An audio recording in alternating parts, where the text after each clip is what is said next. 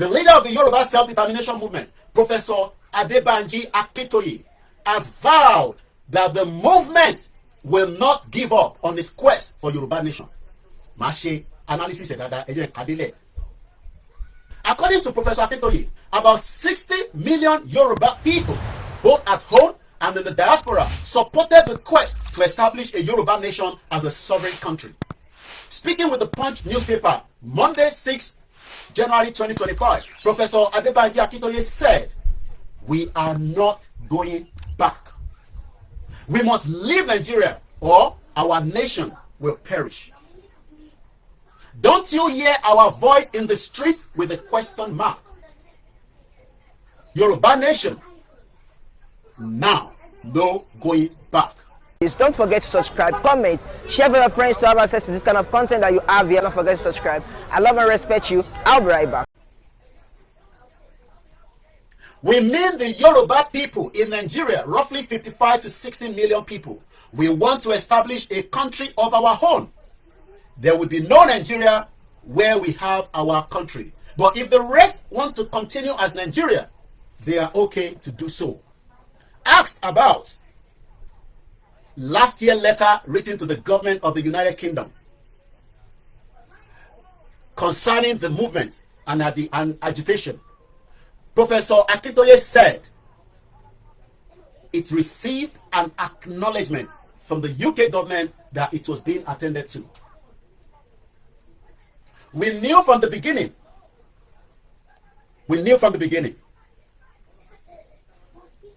that we are dealing with one of the most powerful governments in the world, which is the United Kingdom. And it is not something you can expect a response to in a month or two. But we have got a general kind of acknowledgement that our letter was being attended to. We got the acknowledgement on a date after we submitted the letter. It is the British government. We cannot rush them, so that does not mean they are not giving it the needed importance. They are doing it their own way, Professor Akintoye said.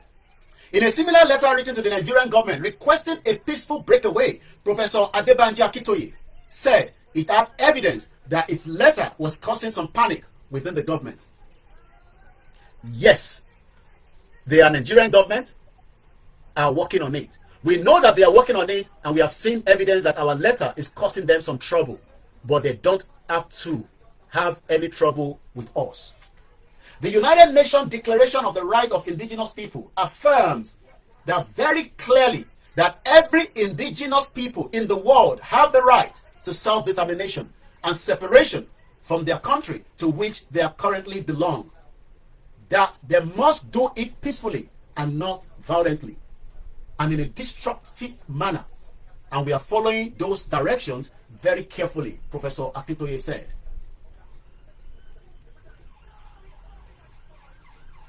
Ẹ jẹ́ kí n ṣe àlàyé lé lórí. It is now confirmed from the leader himself that the British government has acknowledged the letter and they are working on it. What letter are we talking about? The letter that Dr. Chief Sunday Igboho at 1400 hours on October 12 in the history of Yoruba people that have lived in the UK deliver what we call one of the highest documents. Some call it petition, some call it letter, but something was very unique about it. It's got to do with the Yoruba people asking, requesting, making their quest known to the world, mostly United Kingdom, that we are ready to exit the Nigeria amalgamation that was put together in 1914. Quite a lot of people went further to say, why would you want to take a letter to the UK, knowing fully well that the country is the same country that merged us together and they are not likely to let us go?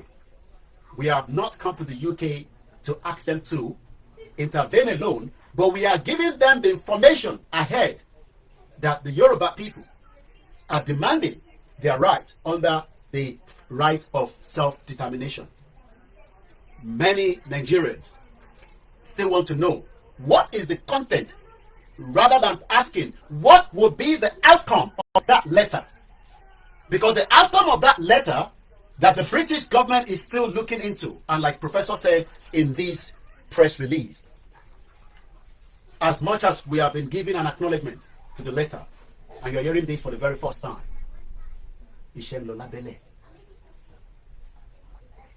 you are hearing these for the very first time. For those of you that are in doubt, that letter received its acknowledgement.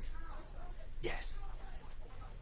But there was no need, since the leader will be the one to tell us at an appropriate when it should be announced.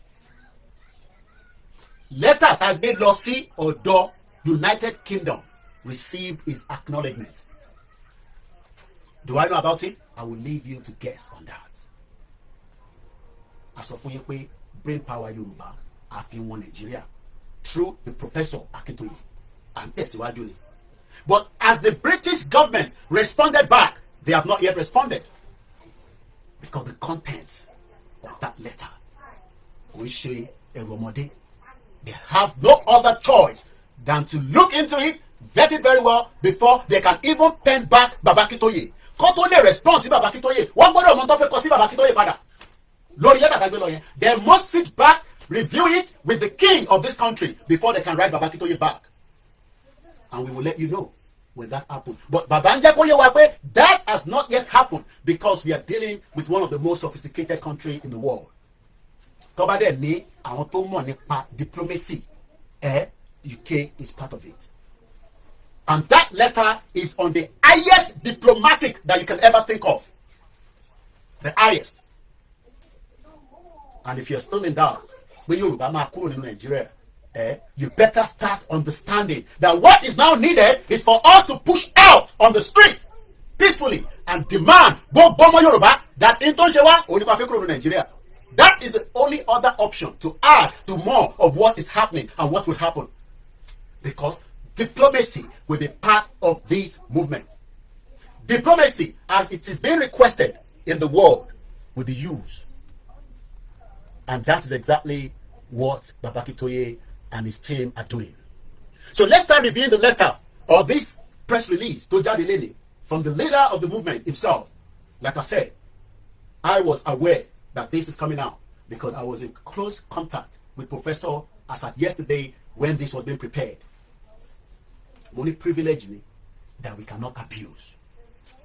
So you might wake up one day while buried in Yoruba country in Musabe, because our demands must be met. But without you supporting that movement, it will be difficult.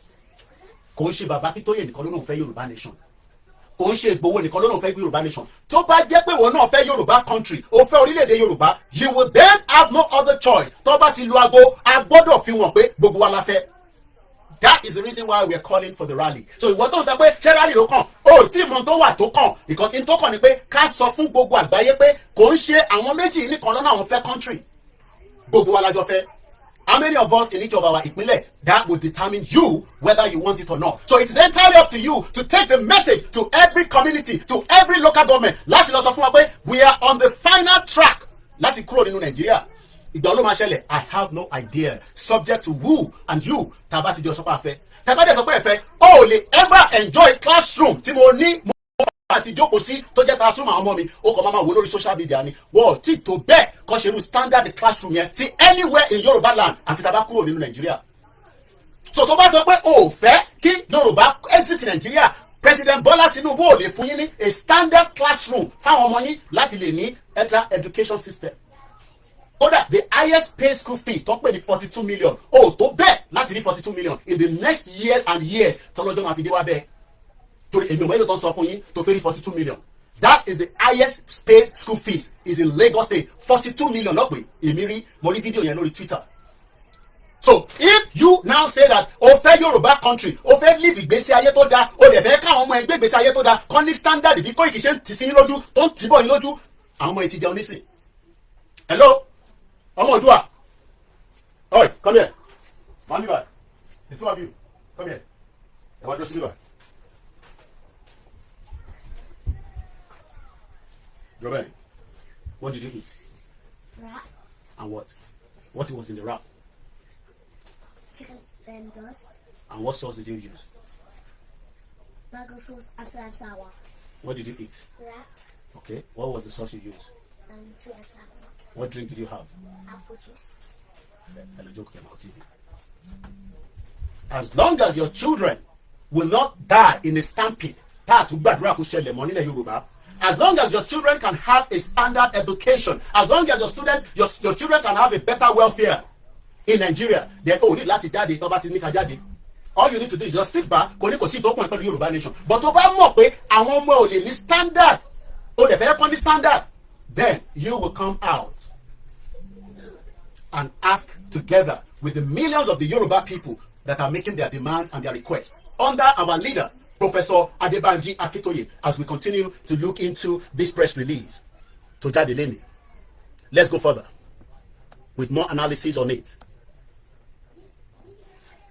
Baba Akintoye jẹ́ kó yé wa pé Yoruba self-determination as vow. Baba sọ pé vow Victor Oscar Whiskey Echo Delta. Ẹ̀yin tẹ́ wà nílé, don't use that. Ẹ máa ní VOWED. Kí ló ń pè ní vow? Ìjà lè ní agbé Yorùbá nation dání ká tó máa ní afẹ́ṣe politics. No, we demand something, we stay on that until our demands are met. That demand wa ò bá ti meet. Don't meet demands wa, then we are not going back, which is our slogan. Lost anywhere. We will remain where we are in all our ìpínlẹ̀ until our demands are met by both the federal, our House of Representatives, and our governors. So, let us all prepare for what is going to play out in 2025. But it is about you, me, and the rest of the Yoruba people, both in the diaspora and both at home. And let's quickly look into the meaning of vow. Taba sọ pé vow, kí ló ń pè bẹ́ẹ̀? Taba ní vow, VOWED. What is the full meaning according to the English dictionary? Quickly, because something is very important that we learn as the words are being used. This is still Koiki Media bringing the world closer to your doorstep. Ó fẹ́ mọ̀ nípa Yorùbá nation ni o gbọ́dọ̀ tètè mọ̀ nípa dáadáa nísìn kó má bàa di ẹni tí ò ní mọ̀ tó ń lọ nínú ẹ̀. Yorùbá nation kò ń ṣe ti Bàbá Akintoye nìkan àti ti Igboho. Vow. The word vow. Vow.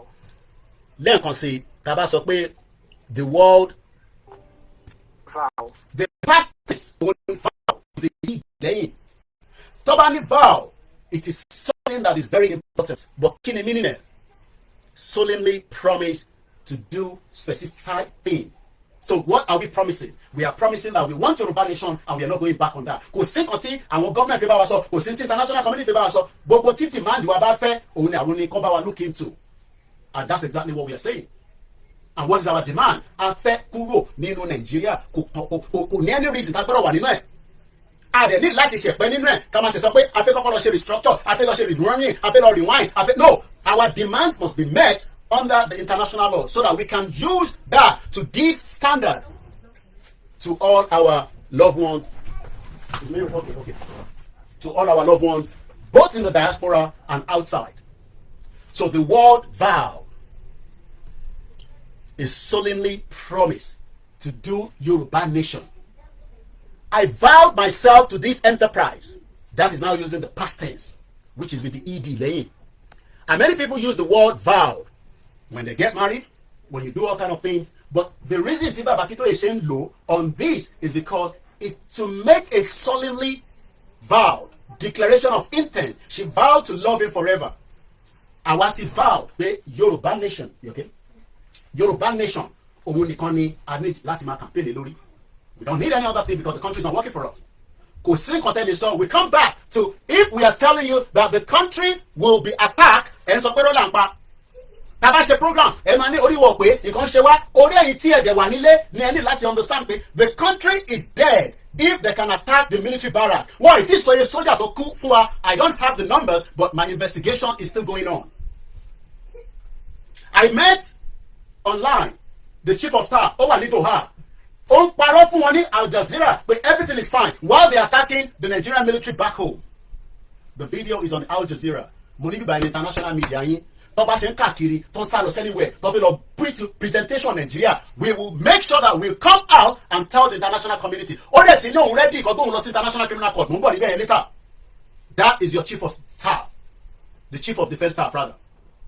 Wọ́n interview ní Al Jazeera gbogbo tó sọ for the past 40 minutes irọ́ ló wà níbẹ̀ ó dẹ̀ ní òun ready láti lọ sí international criminal court àdèmàgbé wọn débẹ̀. Because while he was lying, Nigerian military were being killed in Borno State. Kò dẹ̀ ṣe Borno nìkan because mo sọ fún yín pé ẹ̀yin tẹ́ wà nílẹ̀ Yorùbá ẹ̀yin nírọ̀ ni mò ń pa wọ́n ti ń lo IED ní school tó pààyàn méjì èèyàn méjì lọ sọ fún yín. I will just leave it like that. This happened in the FCT capital. Oh, gbọ́ news yẹn pé wọ́n fi IED kí ló ń pè ní IED ìwọ sì ní sùúrù jẹ́ àparí tí bàbá Akintoye sọ bìkọ́ mo sọ fún yín pé tí wọ́n bá ń parọ́ fún yín nílé Koiki Media máa dìbọ́ǹkì gbogbo rọ wọn tó o bá wálé bá wa gbé ọ́díò yìí lọ síbi tó yẹ kó rìn dé títí dọ́dọ̀ àwọn tiwọn náà á jẹ́ pé ò sí lára movement nìyẹn. Because gbogbo ilẹ̀ sọ pé ẹ gbọ́ wa we are now making sure that it is going in the audio format. Let's go further. Back to Baba Akintoye quickly. Let's see.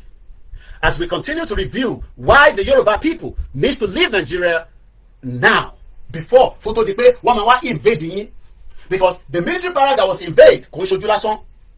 We told you a week ago that Australia sọ fún wa pé ká wà very careful in Nigeria. I came out and did the program. It is not even up to 2 weeks. Kò tí pé 1 week tí Australia warn àwọn citizens wọn pé ẹ má ṣeré lọ sí Borno. We saw the military barracks being attacked. But that is not where we are still standing on right now. We are still talking about why the Yoruba people need now to exit Nigeria before it is too late. We have no business with Nigeria. Nigeria failed. It has expired. And the Yoruba people needs to leave now. Let's go back. See, Oro Baba Akintoye. 60 million Yoruba people are ready. Babani vowed that the movement will not give up. Mo ti sọ meaning vow. Tí ẹ bá ní bàbá ó ti gba this ó ti ṣe this ó ní vow with Yoruba nation movement. How are you? You okay? How was it today? What did you do? The first time. Hold on. And that it was. Want me to toast it? Yeah, I'm happy to do it. Just to toast it right. Ọmọ tiẹ̀ náà bá ṣàtúnyè dé láti ilé ìwé tó lè jẹun kékeré ní ìtókù bọ̀ tó ọba ti lè jẹun tó dé láti ilé ìwé tó ṣe yún rí tó ń bí ẹni oúnjẹ tó ń sọ pé kò tó ń jẹnu lé a jẹ́ pé Nàìjíríà ṣiṣẹ́ fún un. But continue to live in denial. Continue to live in denial. Continue to be told that Nigeria is working when you know that the country is dead. Ètò bá dẹ̀ ti kú, what you do is you bury it. Bury Nigeria so that the life of millions of us will be better. Let's continue. According to Baba Akintoye, gẹ́gẹ́ bí tó sọ, wọ́n ní gbogbo ọmọ Yorùbá tó pé 60 million èmi ọmọ yẹn ní Yorùbá nílé àti ní ẹ̀yìn odi ni wọ́n sọ̀pọ́tì pé kí ìran Yorùbá kó dá dúró láti lè dá orílẹ̀-èdè tiwọn sílẹ̀. Ṣé wọ́n fẹ́ kí a dá orílẹ̀-èdè tiwa sílẹ̀? Ṣó wà lára àwọn tó ń takò? Ṣó wà lára àwọn tó ń sọ pé orílẹ̀-èdè Yorùbá àsìkò tí tó? Kí ni ìdí tó ṣe sọ bẹ́ẹ̀? Kí ni ìdí tó ṣe ń ṣe bẹ́ẹ̀? Kí ni ìdí tó jẹ́ pé alátakò kí Yorùbá dá dúró kó yọ rẹ̀ kúrò nínú orílẹ̀-èdè kan tó ń pè Nàìjíríà tí wọ́n sọ èdè kan náà tí wọ́n ń ṣe ẹ̀yà kan náà?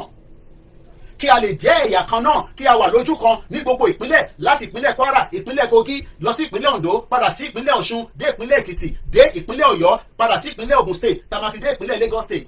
Ìyẹn ò ń ṣe tó fẹ́ àbí bẹ́ẹ̀ kọ́? Kí ló fẹ́ gangan? Èyí tó fẹ́ ni pé ká wà nínú Nàìjíríà tí àwọn ọmọ yóò lè lọ sí school tó wà standard, táwọn ọmọ yóò lè rí jẹ tó lè rí mu tó dé láti iléèwé àbí tó tẹ̀ lọ rárá tó ń ta wóróbo kiri ní gbogbo ilẹ̀ Yorùbá tó fẹ́ pín 5,000 tó bá jẹ́ pé ibi tí ìlú tó ń ṣiṣẹ́ ni gbogbo àwọn ọmọ tó fẹ́ pín 5,000 fún yẹn ó jẹ́ kó máa gbà níbi benefit ni kó máa wọnú àkáǹtì wọn ní every week. Mo ní bàbá àǹtí brother sister ọ̀rẹ́ pé wọ́n ní UK mo mọ̀ ní South America pé ìjẹ́ àwọn ọmọ wọn fún wọn ní benefit ní every week ní ọ̀sọ̀ọ̀sẹ̀. Ìtọ́ bá níwọ̀ fún wọn a jẹ́ pé bóyá ó ní ìdí díẹ̀ torí pé ọmọ tó ò ní ìwé gan nílùú yìí wọ́n fún ní benefit ó kàn máa ní díẹ̀ tí bá dẹ̀ sọ pé benefit kò ṣe gbogbo benefit torí mo mọ tí mo sọ. So lẹ́ẹ̀kan sí fún gbogbo èyí tẹ̀ ń gbọ́ wa a ṣe sọ nípa Baba Akintoye. What do you want with it? Where's your sister? Ṣé bọ́tà ló fẹ́? Ìyàtọ̀ bọ́tà dẹ̀ wà fi spread so ìyàtọ̀ ní méjèèjì ní differences mo kí gbogbo yìnyín wa lẹ́ẹ̀kan sí pé ìrìnàjò Yorùbá nation tí bàbá Akintoye ní jàn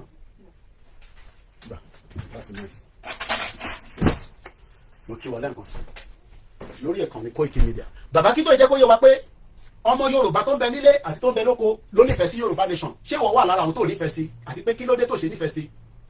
What is the reason that you are an obstacle? Is it because the current administration that will expire, just like we saw Osibajo 8 years that expired? The 8 years of our loved son, the brilliant one, the most intelligent one among the government of Buhari expired. And I don't think that it has changed any landmark in Yoruba land today. After Osibajo, 8 good years in government, I'm not able to point even Iremo Shagamu that this is what he has been able to put there in any kind of structure. So what is going to be the difference by the time Tinubu completes his own? Can we guarantee that by the time Tinubu completes his own, our life will be better? I'm sure you know the answer to that. Let's go further. Bàbá Akintoye ń bá àwọn ìwé ìròyìn sọ̀rọ̀. Ó ní kí ni èdè tá fi ń sọ pé a fẹ́ kúrò nínú Nàìjíríà? Òun ni pé we are not. Àwọn wo ni we? Ìyẹn máa happen nígbà tó bá ní ká jáde. Kọ́ ní ká jáde tán. Dẹ̀nà yìí náà sọ fún mi pé Koiki ṣé wọ́n ló máa ní ká jáde ni? Ẹ̀yin kọ́ ni mo bá sọ̀rọ̀. Àwọn ọmọ Yorùbá tí mo bá sọ̀rọ̀, àwọn ọmọ Yorùbá tí yà ń jẹ nínú Nàìjíríà kò ń ṣẹ̀yìn tí yà ò jẹ torí kò ṣe gbogbo ọmọ Yorùbá ni yà ń jẹ nínú Nàìjíríà. But ìwọ tó bá mọ̀ pé yà ń jẹ tó lè fẹ́ jẹ́ kí o gbé ìgbésí ayé tó dáa tó bá ti ní kó jáde o ní right láti jáde tó bá dẹ̀ sọ pé o jáde ìyẹn ò ní dá iṣẹ́ dúró fáwọn tó fẹ́ jáde. But the more the numbers, the better. So ẹ ní láti máa send audio sí mi, ẹ ní láti máa pè mí nínú audio yín. I am not interested because àwọn tí wọ́n lè gbé ní standard tí àwọn ọmọ tèmi gbé nílùú òyìnbó, and don't expect them to come down and do a rally for you. Àwọn ọmọ yóò lè wá sí Nàìjíríà láti wá bá ṣe rally. They have no reason to come down. So tó bá expect pé àwọn ọmọ kan ń bọ̀ láti UK àti gbogbo ọmọ diaspora bẹ́ẹ̀ àbí diaspora kan ń bọ̀ ọmọ ìyá máa jẹ́ ṣége sí gbogbo yín lára. Tó bá ń dúró pé diaspora kan máa wálé láti wá fara kàn yín pé kẹjọ jáde fún rally tó bá jẹ́ pé ilẹ̀ dúró dé ìyá máa jẹ́ ṣége sí gbogbo yín lára. Torí àwọn tó bá máa wá there will be just 1% out of the diaspora tó ń bẹ níta. None of them is going to come. But ọ̀nà wo ló lè fi ràn yín lọ́wọ́? Òun ni pé kọ́ help movement láti lè ṣe kíni láti lè fún wọn ní gbogbo tó bá need ní as at the time tí wọ́n bá ní kọ́ fún wọn ní support. That is all they can do. Don't expect the diaspora to buy a ticket and come to Nigeria and do a rally on your behalf. Torí pé kíni? Gbogbo ibi tí àwọn èèyàn ti ń jáde ní gbogbo àgbáyé èyí rí àwọn diaspora àwọn tó wá sílé ni. Ṣèbá àárín wọn ní Mozambique, àárín wọn ní South Africa, àárín wọn ní other African countries around the world and also other countries around the world. Níbo lẹ ti rí kí diaspora? The diaspora will come out in their own country. Tó bá wà, má expect the diaspora tó ń gbé ní UK kó máa bọ̀ ní Nàìjíríà. Inú UK ló ti máa ṣe rally, inú America ló ti máa ṣe rally. And many other countries tó bá permitted torí kò ṣe gbogbo olú ló permitted ẹ lè ṣe rally ní Dubai ní United Arab Emirates. So ìwọ tó ń sọ pé òní jáde fún rally pé torí pé diaspora tó ń push yín máa jókòó sínú ilé because ìyà ò jẹ diaspora, ìyà ò jẹ diaspora. Ẹ̀yin nìyà ń jẹ́, ẹ̀yin gangan lẹ wà nínú danger. Olóyè ò sí nínú danger, àwọn ọmọ olóyè ò sí nínú danger. Bàbá Akintoye ò sí nínú danger, àwọn ọmọ bàbá Akintoye ò sí nínú danger, àwọn ọmọ bàbá Akintoye ò lè ní sí nínú danger because bàbá ti ṣiṣẹ́ lẹ̀ fún wọn. Ìgbà tó yẹ kí bàbá máa jókòó kó máa relax ni bàbá gbé ọ̀rọ̀ Yorùbá nation dání pẹ̀lú àwọn àgbàlagbà díẹ̀ tó tẹ̀lé but àwọn ọ̀pọ̀lọpọ̀ àgbàlagbà ní in tó ń ṣe yẹn kò tí ì sí ọ̀nà níbẹ̀ torí pé ibẹ̀ làwọn ti ń jẹ. So ìwọ táwọn sọ fún pé kò jáde fún rally tó ń gbọ́ audio táwọn tó ń ṣe audio nínú Nàìjíríà tí ò mọ bóyá rituals ló ń ṣe tọ́lọ̀ pa máa lówó nínú ẹ̀ èèyàn lówó tí èèyàn bá gé orí èèyàn. You have the system that works. System ló máa sọ yín dolówó lè dolówó nínú ìlú tí kò ní system tí owó orin yẹn tó ń devalue ní every second as at today owó ti di 2,060 naira per pound. Bàbá Akintoye wá sọ fún àwọn ìwé ìròyìn tó gbẹnu ọ̀rọ̀ lọ́wọ́ pé we are not going back. Àwa ò padà sẹ́yìn. We must leave Nigeria. A gbọ́dọ̀ fi Nigeria sílẹ̀ ká má bàa parun sínú ẹ̀. Torí inú ìparun ni Nigeria wà lọ́wọ́lọ́wọ́ báyìí. Tó o bá sí nínú ìparun ni ṣèbó gbọ́ etí òdi pé wọ́n attack military barrack for 2 hours. Kò ń ṣe 1 hour, kò ń ṣe 30 minutes. 2 hours. Tó bá ní irọ́ lápá pé kò ṣe 2 hours. Ẹni kan gbé statement jáde pé that attack tó ṣẹlẹ̀ ní military barrack kò pé 2 hours. Ẹni kan jáde bẹ́ẹ̀. We are still working with our internal head. Àwọn káwọn náà ní gbogbo náà ní bẹ́ẹ̀ so àwọn information kan wà kan mú fún wa lọ́wọ́lọ́wọ́ but tó o bá wá ní information kankan the evidence is out there. We saw the video, the dead bodies wọ́n ti move wọn. Wọ́n ní méjìlá ló kú, let's even assume pé méjìlá ló kú but ẹ mọ̀ pé tó bá sọ pé 12 people died, you know what that means. This happened in the military barracks and that remind me of what the late Malafia said. Ẹ̀yin lẹ́yìn sọ pé kò lè happen. The late Malafia told us that it will happen when they are ready by the time they finish the rural area. Wọ́n ti parí rural area gbogbo oko pátápátá àwọn èèyàn lè lọ sóko mọ́ tó bá dẹ̀ sọ pé rọ́lá ń pa we will continue to give you the evidence torí pé ta bá ń sọ̀rọ̀ ṣe lẹ́yìn kan máa ní ká keep quiet ẹ̀yin kan máa ní ká shut up because kí ni torí pé feel pé àwa ta wà níta àwa là instigate problem tó wà ní Nàìjíríà ṣé mi mo ní kí Boko Haram lọ attack Nigerian military ṣé mi mo ní kí DCSS àti àwọn nírun ìbádù kọ́ máa lè rí intelligence to stop it before it occur am I the one ṣé mi ni mo ní kọ́ máa lè stop ẹ̀ kó tó ṣẹlẹ̀ àti pé kí ló dé tí wọ́n lè stop it if Nigeria is as strong as you think that Nigeria is as strong but I want to say the Nigeria of 30 years ago of 40 years táwọn military was strong it has been infiltrated by the terrorists don't run Nigerian government nísìn tó o bá tó wá rí yẹn lọ sórí Twitter mi a lè post sórí Facebook wàá sunkún abiyamọ pẹ̀lú àwọn tí iná ti rà bò àtàwọn ọmọ kékèké àwọn èèyàn wo fídíò yẹn wọ́n sunkún ni láti àárọ̀ láti post ẹ̀ go on my Twitter now kó lọ wo fídíò tí mo post àbí kó lọ sórí Koiki Media tó bá wò wá sunkún ọmọ I don't even know how many people were affected. Our body to split out completely. Wọ́n ní gbogbo àwọn dọ́kítà tí wọ́n ti sá kúrò nínú clinic ọgbọ́n wọn lọ nígbà tó débẹ̀ báyìí àwọn yẹn ti sá dànù. Ìlú yẹn ni wọ́n máa ń sọ fáwọn pé ó máa wọ̀. Àdé ń pariwo, à ń sọ̀rọ̀ lójoojúmọ́, ẹ̀ ń complain pé ariwo táwọn pa yẹn kò débi kankan. Pé sáriwo la máa pa ni. Listen to this. Ẹni tẹ́ wà lórí platform pẹ̀lú má lè gbọ́ ọ̀rọ̀ yìí but ẹ jẹ́ ká gbọ́n tí màláfíà. Just to remind you that ó sọ pé tó bá parí rural area wọ́n máa jáde síta wọ́n lè ti jáde síta wọ́n wọnú barracks lọ wọ́n pa ọba. This year, last year, boss, okay. Or unable to protect the people of Southern Kaduna. In fact, it is not only unable, it is unwilling, and we have good reason to feel that they are part and parcel of the killers. Let me make some revelations to you. That's a very big allegation, Dr. Obadiah. The government is part and parcel of the killers. That's big. Yes. Okay. How will the government just say, oh, it is revenge killing and so on? Then you leave it there. Oh, because it is revenge killing and so on and so forth. The body language of this administration, the body language of the state government shows clearly that they have a hand in the killings. No doubt about it. Because, you see, General Abacha, and people don't give him his due. Do you think you would have tolerated such nonsense? Well, let me make some revelations, because some of us also have our own intelligence networks. Okay. Have met with some of the bandits. We have met with some of their high commanders. One or two who have repented. They have sat down with us, not once, not twice. They told us that one of the northern governors is the commander of Boko Haram in Nigeria. Boko Haram and the bandits are one and the same thing. They have a sophisticated network. During this lockdown, their planes were moving up and down as though there was no lockdown. Moving ammunitions, moving logistics, moving money, and distributing them in different parts of the country. They're already in the south, in the rainforest of the south. They're everywhere. They told us that when they finish these rural killings, they will move to phase 2. Phase 2, military barracks. Phase 2 is they will go into the urban cities. Going from house to house, killing prominent people. Prominent people. I can tell you. Oh no, they confirm it. By 2022, they want to start a civil war. 2 years after, see, I gbọ́ pé video is in trend. 2 years after, Boko Haram the audacity, to move into the military barracks, and they were there for 2 hours. Wákàtí méjì ni wọ́n fi operate. Oh la. What operate for 2 hours? Kò sí Nigerian Navy, kò sí helicopter, kò sí nǹkan tó lè wá gbà wọ́n. Ó mọ̀ dí nítorí pé Nigeria is being operated as a non-entity right now. It's no longer a country. But many of you always come and argue that it is still going to work. And the question is how? Ọ̀nà wo ló máa gbà work? Níbo ló fẹ́ gbà work sí? Àti pé nígbà wo gan ló máa work? Why are we living in denial? Kí ló dé tá ń parọ́ tí gbogbo wa dẹ̀ mọ̀ ẹ̀gbọ́n tí arákùnrin sọ fún wa some years back, the former defense chief of staff, C.Y. Danjuma. The armed forces are not neutral. They collude. Wọ́n ti darapọ̀. They collude. Wọ́n ti darapọ̀. They collude. Wọ́n ti darapọ̀. With the armed bandits. Pẹ̀lú àwọn asúnmọ̀mí, àwọn gbáǹpàyàn, àwọn terrorists. Wọ́n pa àwọn èèyàn, wọ́n pa Nigerians. They facilitate them. Àwọn gangan ni wọ́n ṣe ìrìnàjò wọn. Wọ́n bò wọ́n. If you are depending on the armed forces. Tó bá ń dúró de Nigerian army, kó wá gbà nílẹ̀.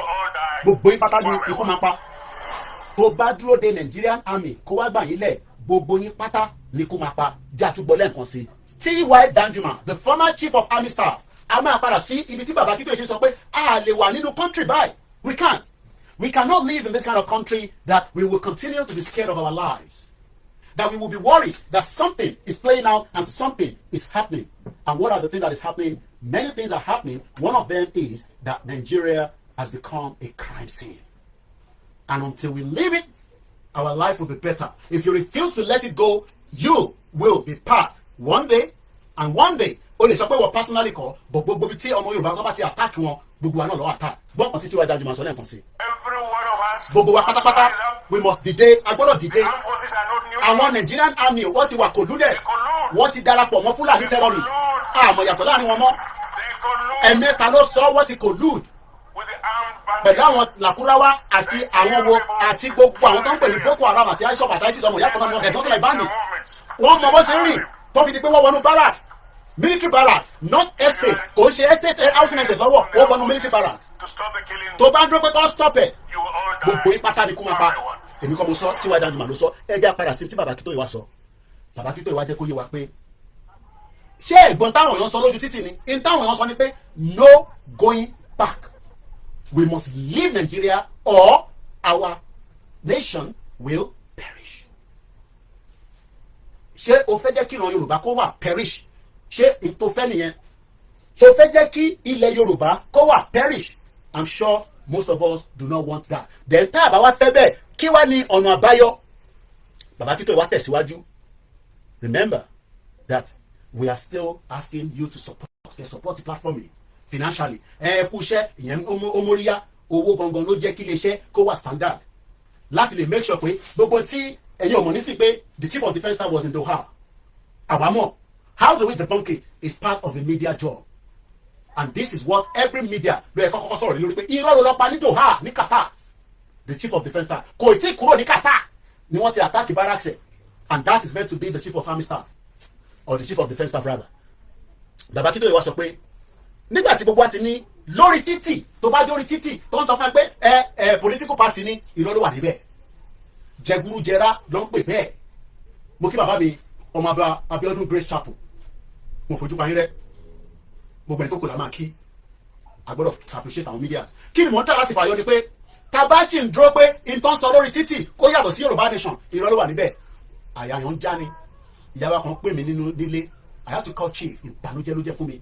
Lára àwọn tájọ́ ń ṣe Yorùbá nation wọ́n ti threaten ẹ̀ ó wà ló ń gbé ní uncompleted building. Wọ́n pè mí lórí fídíò call pẹ̀lú àtàwọn ọmọ. Àwọn ìyá ẹ̀dẹ̀ ní àwọn rẹ́dì láti fẹ̀mí àwọn sílẹ̀. Gbogbo wa ẹ̀mí wa ó máa wà títí tá a máa fi délẹ̀ lérí. But tó bá ní ká jáde tó ń sọ pé kò sí ìtókùn ẹ̀ Koiki ẹlẹ́nu táwáyà ṣé wọ́n ló máa kó wa jáde wò ó. Àwọn ọmọdé mi kó sí bíbà wọ́n wá sílé nísìnyí o. Fat ló gbọ́ lẹ́nu mi yẹn. Àwọn tó ń kọ́ àwọn ọmọ wọn lọ sílé kọ́dọ̀ bá mi aṣọ wọn lọ kó sọ wọn padà risk burúkú ni. Kí ni mo sọ èmi ò lè ká àwọn ọmọ wá sílé nísìn láyé. Èmi lè wá o èmi ilé ọmọ kì í bá bàbá dẹ́rù bọ̀ pé màá ká àwọn ọmọ òdùwà màá rọra flight ticket sí Nàìjíríà pé kọ́ wá ṣe kí ni. So most of them tẹ wà nílé the bulk of the problem Nàìjíríà ló wà. Mo ní kò sórí social media láti máa gba Yorùbá country orílẹ̀-èdè yẹn láti máa gbà àwọn ọlájọ́ máa gbà gbogbo àwọn ká believe in it. Eléyìí sọ̀rọ̀ lóye Ìgbòho. Ìgbòho is just one individual. And there will be a lot you will hear from him. But for now, àwa la ní Yorùbá nation. Àwa nìkan ṣe. Ó yí àwọn kan lórí platform. Àwọn kan wà lórí platform báyìí nísìn. Wọ́n mọ tó ń play out. Àwọn kan lẹ́nu àwọn ọmọ. But in tó ń play out ni pé gbogbo ọmọ Yorùbá tó bá náà fẹ́ Yorùbá country. You have the right to come out. So that is a okay, no, that's fine. You can against it. We don't expect to get 100%. But the majority of the Yoruba people don't suffer lẹ́nu. Kò sí tó kàn pẹ̀lú àwọn Igbo, kò sí tó kàn pẹ̀lú àwọn Hausa, we are the ones suffering. Àwa ní ìdébá. Kí ni mo sọ? Ìṣẹ́ àti òṣì tó ti débá. Tó bá wo fídíò tó mo post sórí platform lẹ́nu, tó o bá ní làákàyè pé yes, Mike ló wà mute. Mo ń bọ̀. Mike ló wà mute. Any mic wà mute. None of the mic is mute. Mic will mute. Yàrá fọ̀tọ̀ yín. Yàrá kẹta nìkan wọlé padà. As we, because audio tí mo record ti pé 1 hour and I wanted to get it just about an hour. So ẹ jẹ́ kí n sáré parí analysis Bàbá Akintoye yẹn tán tó mo fẹ́ kó parí wọnú audio yẹn. Especially àwọn ìyá wa àtàwọn brothers wa tí wọ́n gbọ́ èdè Gẹ̀ẹ́sì tó jẹ́ pé òyìnbó lọ́kọ̀ èdè Yorùbá ni wọ́n fẹ́ máa jẹ́ ká sọ. We mean the Yoruba people in Nigeria. Bàbá Akintoye ní gbogbo ọmọ Yorùbá tó ń bẹ nínú Nigeria roughly about 55 to 60 million. wọ́n ní a fẹ́ establish ìlú tọ̀dọ̀ tiwa, a fẹ́ establish, a fẹ́ gba ìlú tiwa, a fẹ́ jẹ́ kí ìlú wa kó dá dúró away from ìlú òfò tí gbogbo àwọn bàbá wa ọmọọba Abiodun Grace Chapel, tí bàbá wa prophet Ṣẹ́gun Adébáyọ̀ Máyọ̀wá, gbogbo àwọn bàbá àtàwọn wòlíì àtàwọn babaláwo tó sọ pé àfi kílẹ̀ Yorùbá kó dá dúró gẹ́gẹ́ bí China, gẹ́gẹ́ bí Germany, gẹ́gẹ́ bí France, gẹ́gẹ́ bí gbogbo ìlú tí wọ́n jẹ́ ẹ̀yà kan náà. Àwa ní oríṣiríṣi èèyàn tó máa gbé níbẹ̀, but with a full ID. Torí àwa táwa gbé níbí báyìí, máa gbé níbí báyìí tó ń ṣe ń tọ́ bí sí bíbáyìí, àwọn máa gbà kan lọ́wọ́ ẹ̀ àní ó tẹ́ wa lọ́rùn bẹ́ẹ̀ nígbà táwọn káàdì bí kọ̀ọ̀kan tá fẹ́ lọ.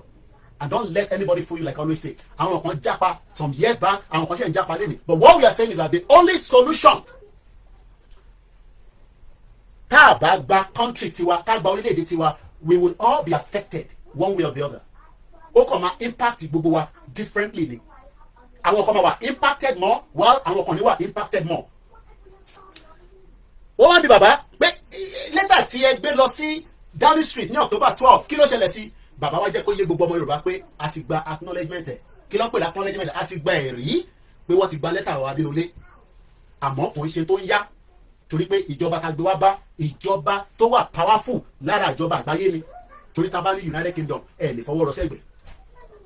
Ṣọ́mà wá dá wa lóhùn, wọ́n sì ń ṣiṣẹ́ lé lórí. Ṣé ẹ̀dá kájáde fún rálì kò dá dúró? Ṣé ẹ̀ jáde pé gbogbo àwọn ìlú mi ta fi bá sọ̀rọ̀ kò dá dúró?